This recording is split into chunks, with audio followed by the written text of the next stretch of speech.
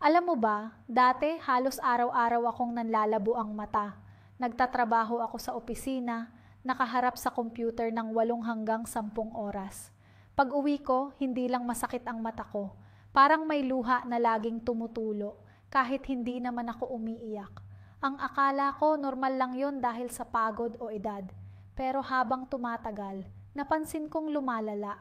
Nahihirapan akong magbasa ng maliit na letra. At minsan kahit ang mukha ng anak ko, medyo malabo na. Sobrang nakakalungkot hanggang sa may kaibigan akong nag-recommend ng lutein gummies. Sabi niya, ito raw ang tumulong sa kanya para luminaw uli ang paningin niya. Siyempre, naging curious ako at sinubukan ko rin.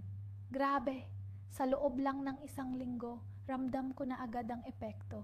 Bumaba ang hapdi, nawala yung parang laging may buhangin sa mata ko. At higit sa lahat, luminaw talaga ang paningin ko. Hindi na ako ganun kabilis mapagod kahit buong araw akong nasa harap ng screen. Ang sarap sa pakiramdam na hindi mo na kailangang tiisin ang sakit at pagod sa mata. Parang bumalik ang sigla at linaw ng mata ko noong mas bata pa ako. Kaya kung katulad mo ako na may problema sa paningin, huwag mo nang patagalin pa. Subukan mo ang lutein gummies.